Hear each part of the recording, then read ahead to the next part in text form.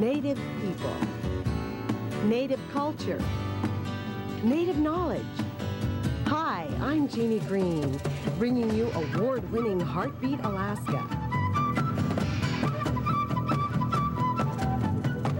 Bringing you national and international Native news, this is award-winning Heartbeat Alaska, the premier Native voice in Native programming. There's a heartbeat, louder than thunder, revolution is in the air. There's a heartbeat deep inside our mother. Are you too cool to care? Now, with Heartbeat Alaska, here's Jeannie Green. Hello, welcome to Heartbeat Alaska, Native news and Native entertainment. Hello to our viewers that are watching us across the Outdoor Channel, from California to Pennsylvania. So glad to have you with us. On today's program, Eve Little brings us a report on the Indian market from Santa Fe, New Mexico. We visit villages across the north and in southwestern Alaska at Cape Peirce. Walruses are behaving strangely in that same area every year for the past few years. The Togiak Good News Bay youth have been traveling to Cape Peirce for their Togiak Environmental Educational Camp. We have all those stories, plus Gary Fife with Native news across the nation, and here he is right now. I'll be back in just a moment, so don't go away. This is Native News Across the Nation. I'm Gary Fife. A federal appeals court in Oklahoma has upheld the right of a tribal government to impose a severance tax on oil taken from their lands. The court said the Cheyenne and Arapaho tribes could tax 20 firms doing business, even though those businesses contended that the tribes had lost jurisdiction. An outside gambling management contract firm has been shown the door in Minnesota and told they're not welcome anymore. With the ouster of former White Earth Ojibwe tribal chairman Daryl Wadena, also goes Gaming World International, which ran the tribal casino Shooting Star. The non-native firm had a lucrative contract with Wadena, who has since been convicted on federal charges of corruption. Supporters of the new tribal administration cheered as Gaming World International officials were escorted out the door. The Omaha tribe of Nebraska has some good news for its tribal seniors. The tribe's Curtis Health Education Center, which houses and serves Omaha tribal elders, has been rededicated. The center, which is located in Macy, Nebraska, is on the Omaha's reservation, and the tribe was the first in the nation to construct a nursing home for its elders. All along the eastern seaboard, there are remnants of the once powerful tribes who met the first Europeans to arrive in this country. Many have few tribal ties to their heritage, but for the state-recognized Rappahannock tribe, there's an effort to rebuild that nearly lost culture. With a grant of $120,000, the tribe is relearning ancestral skills and its language. The tribe is one of 8 indigenous to the state of Virginia. And we'll be back with more Native news across the nation right after this. Contact Heartbeat Alaska with your news. Heartbeat Alaska, 5861 Arctic Boulevard, Unit B, Anchorage, Alaska, 99518.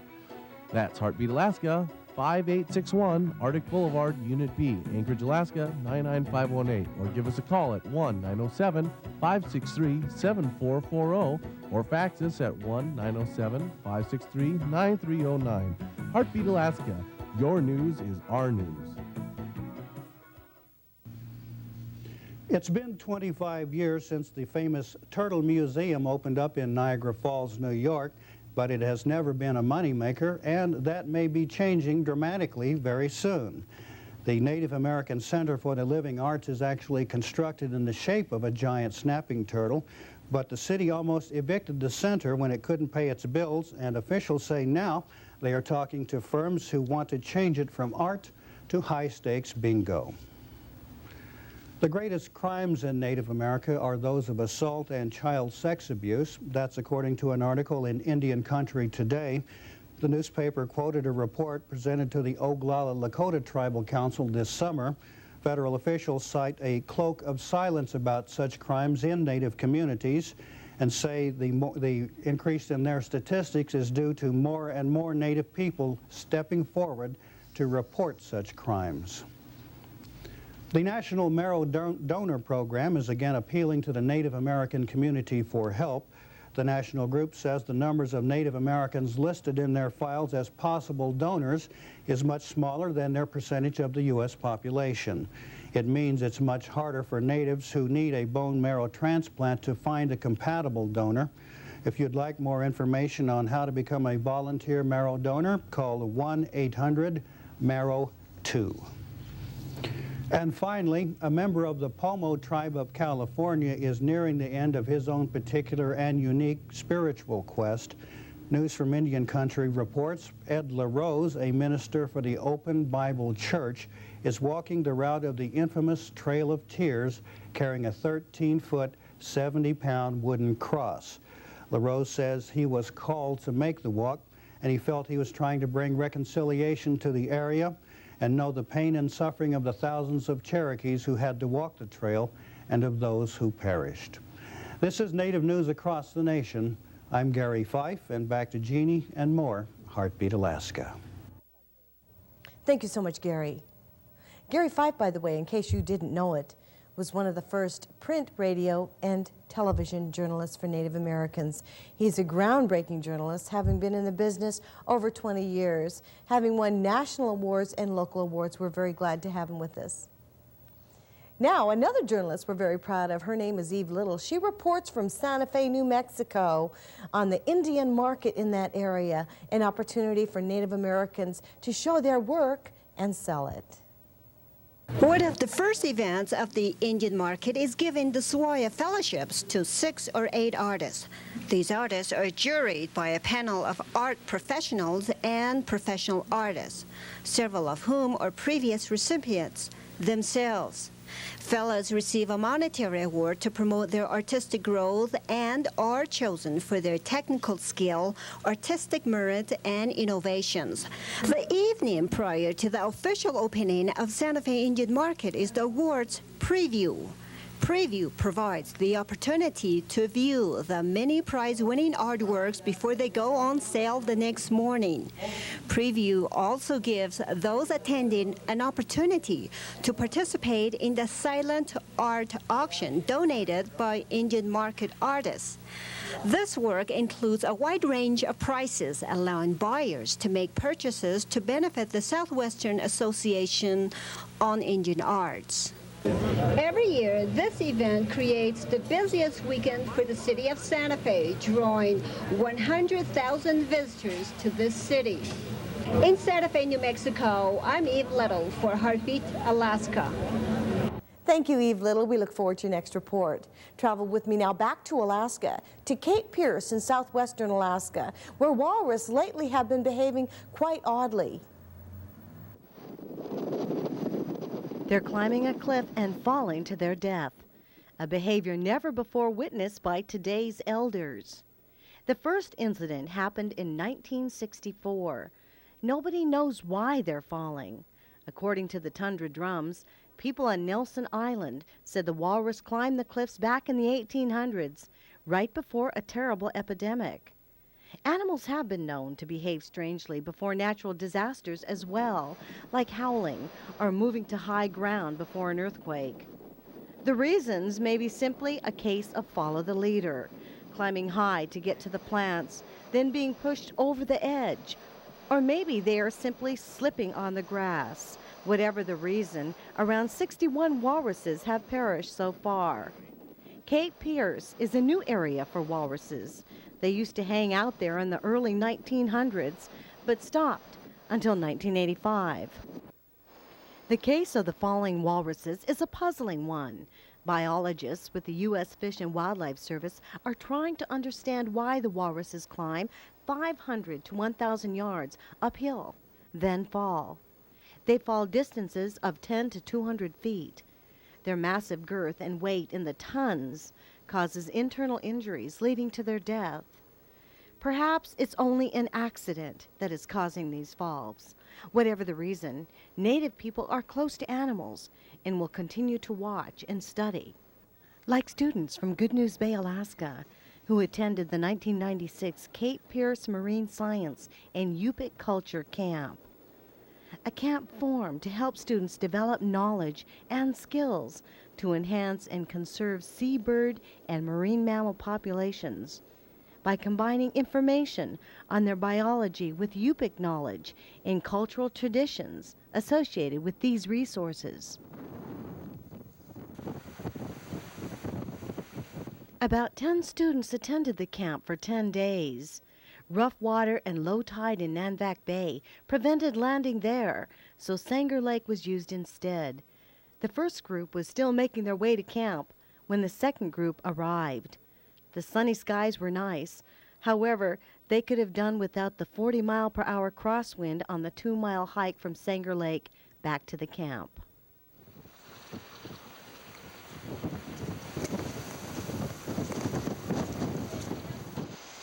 After breakfast and dishes, the group met and talked about seabirds, walruses, seals, and sea lions, and some of the threats to them from people, aircraft, and boats, traffic causing abandonment of nesting and haul-out areas.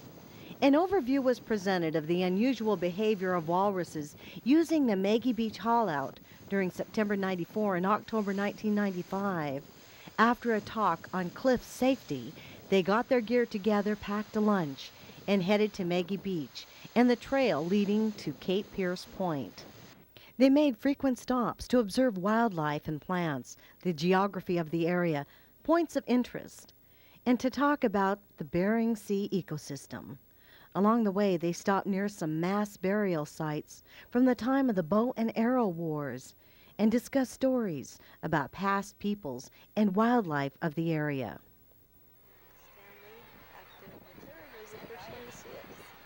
They hiked a short distance to the highest sand dune, observing harbor seals hauled out on bars in lower Nanvik Bay.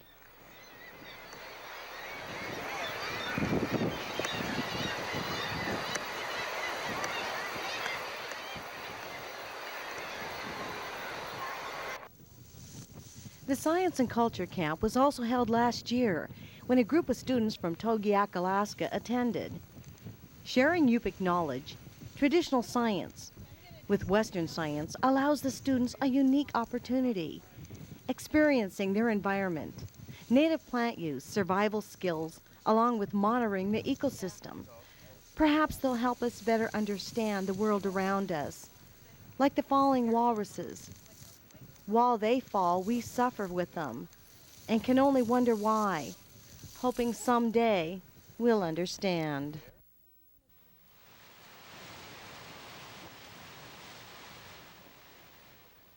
Thank you so much, Erin Archibek and the U.S. Fish and Wildlife Service for your help in that story. Well, it's that time of year. School activities are underway or they're being planned.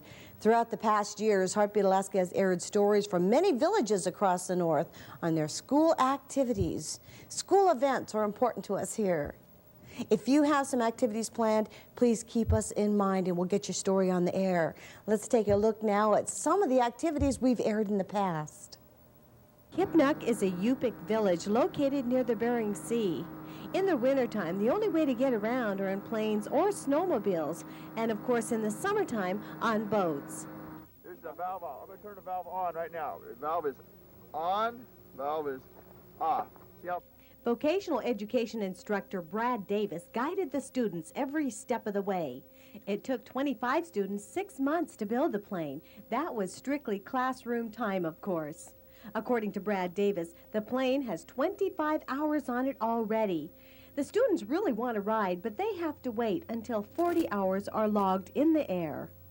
There are only 4 other planes in Kipnuk, a village of 500 people located on the lower Kuskokwim River Delta. That's 85 miles southeast of Bethel. The people here still largely live off the land. In fact, now that the plane is finished, the students are busy repairing aluminum boats brought in for work by the villagers. Yep, fishing season is almost here. For the students at Chief Paul Memorial High in Kipnuk, they'll be fishing for something else, for funding. For what? Well, you guessed it. They want to build another plane next year.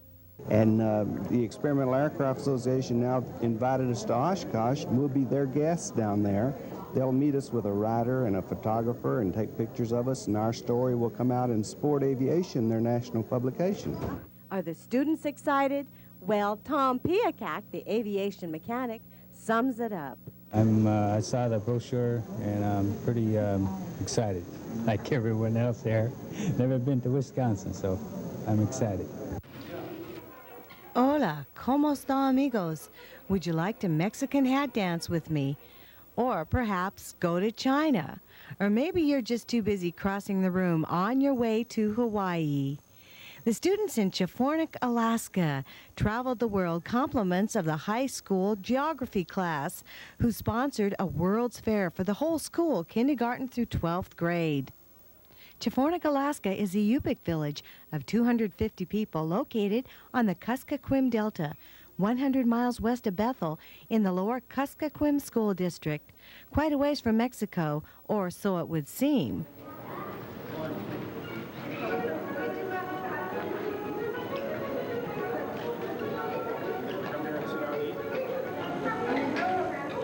The World Geography class chose the countries they wanted to visit. They chose Mexico, Spain, Germany, Ireland, China, and the state of Hawaii. The class prepared fact posters, language posters, maps, and other displays for 5 countries and the one state they chose. The World's Fair was held in the local gym, and like all good travelers, they had to have their passports stamped. The tourists then received souvenirs like chopsticks and sombreros, coloring pages, leis, and other articles. When they finished visiting the booths, the students and the staff lined up for a sample of the ethnic foods associated with the places they had visited. They sampled homemade German pretzels, German sausage, Irish soda bread, Mexican wedding cakes, coconut meat, Chinese fortune cookies, and Hawaiian pineapple. To sample all these foreign foods, of course, you wear a sombrero and your Hawaiian lei and eat it with chopsticks. And like good world travelers, you adapt to local customs.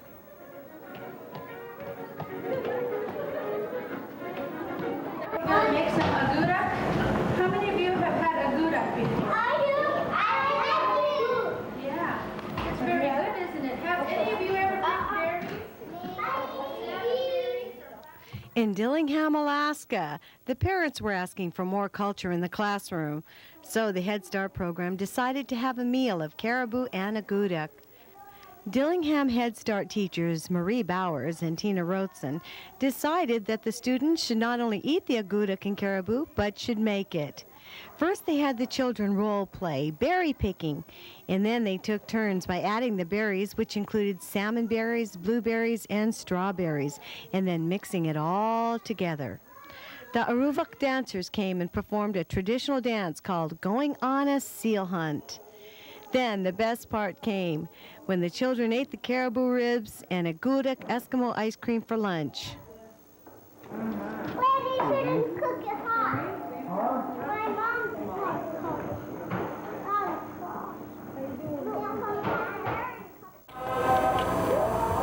Shaktoolik is a small village in the eastern part of the Norton Sound. The herds here are being corralled for vaccination and some for castration. And then they're out to their grazing land, 750,000 acres.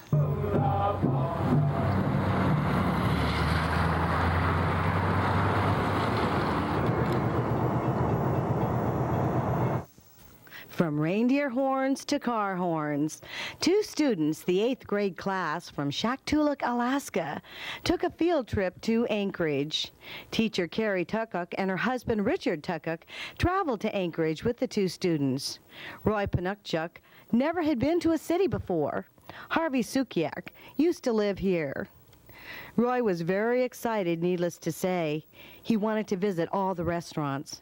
Every chance he got at his hotel, he would go swimming.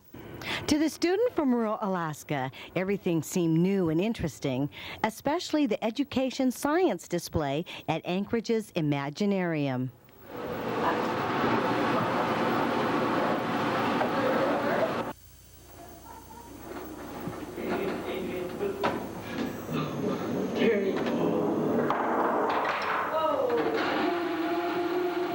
The Imaginarium houses some very unusual scientific displays. Some games here seem irresistible, even to adult chaperones like Richard Tucker. The week spent in Anchorage flew by for Roy and Harvey. Filled with hamburgers and a new view of their world, they headed home. Back to Shaktoolik, Alaska. Back to their village. No traffic lights, no noise, only the sounds of the wild. Back to a world only a few have experienced. Two boys, lucky to come to the city. Makes you wonder, though, who really are the lucky ones? Those of us with the thunder of traffic, or those with the thunder of hooves?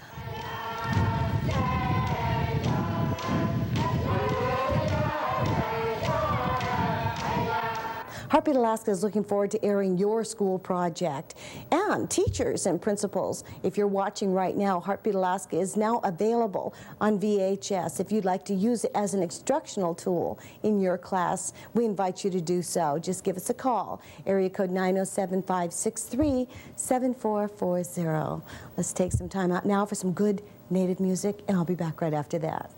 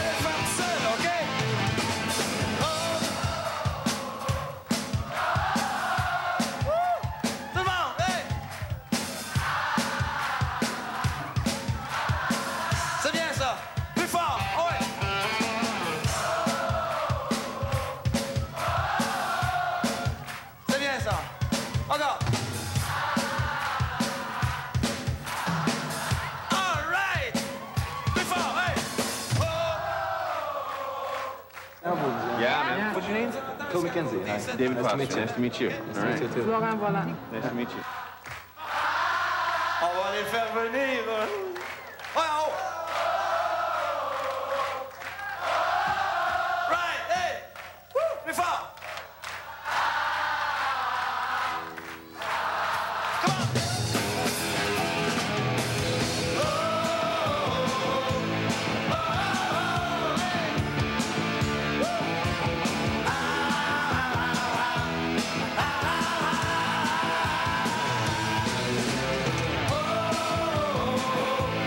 Oh!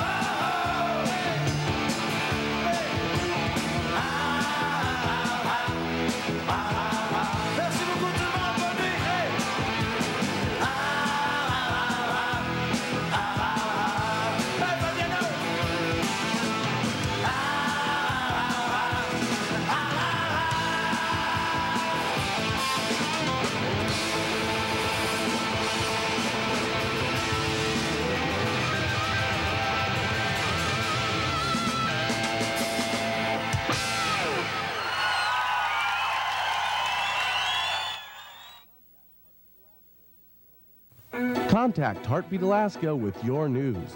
Heartbeat Alaska, 5861 Arctic Boulevard, Unit B, Anchorage, Alaska, 99518.